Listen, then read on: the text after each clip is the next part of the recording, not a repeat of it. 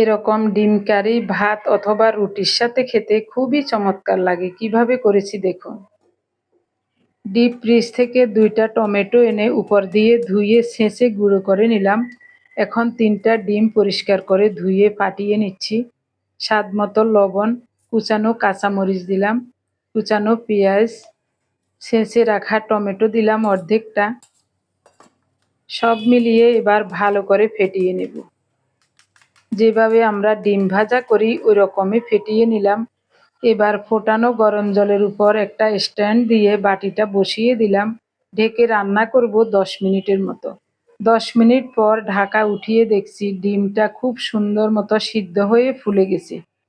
নামিয়ে নিলাম, সাথে সাথে কেটে নিচ্ছি। একটু ঠান্ডা হলে কেটে নিলে ডিমটা উঠাতে সুবিধা হতো। আরও একটা সুন্দর পদ্ধতি আছে, ওভাবে করলাম না কারণ তাড়াহুড়ো করে রান্না করছি। বাটিতে একটু তেল মাখিয়ে যদি ডিমের মিশ্রণটা ঢেলে ভাপিয়ে সিদ্ধ করে নিতাম তাহলে আরও সুন্দর মতো উঠে যেত। গোটা গরম মশলা আর সামান্য একটু জিরা টেলে নিচ্ছি। এগুলি ঠান্ডা হলে মিহি করে বেটে নেব।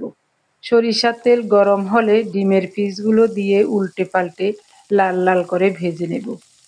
এদিকে 2টা আলু সিদ্ধ করে খোসা ছাড়িয়ে রেখেছি। ডিমের পিসগুলো খুব সুন্দর মতো ভাজা হয়ে গেছে, এখন উঠিয়ে নেব।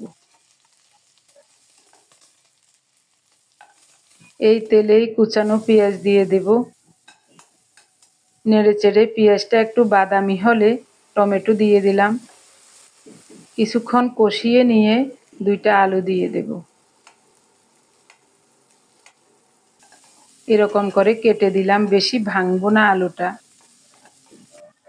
খুব সুন্দর মতো কষানো হয়ে আসলে স্বাদ মতো লবণ, হাফ চা চামচ হলুদ গুঁড়ো, হাফ চা চামচের কম গুঁড়ো মরিচ দিয়েছি। আবারও কিছুক্ষণ নেড়ে চেড়ে কষিয়ে নেব। তারপরে দিয়ে দেব পরিমাণ মতো ফোটানো গরম জল।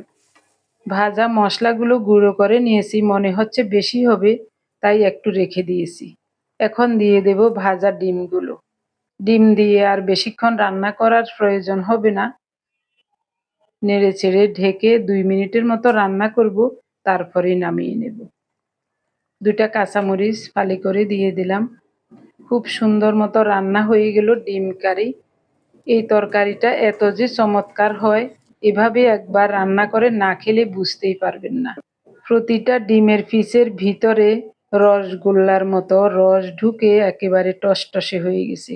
খেতে যে কি চমৎকার লাগে এটা। রেসিপিটি ভালো লাগলে একবার ট্রাই করে দেখবেন আর চ্যানেলটি সাবস্ক্রাইব করে এবং পেজটি ফলো করে আমাদের সাথে থাকার অনুরোধ রইল। ধন্যবাদ সবাইকে।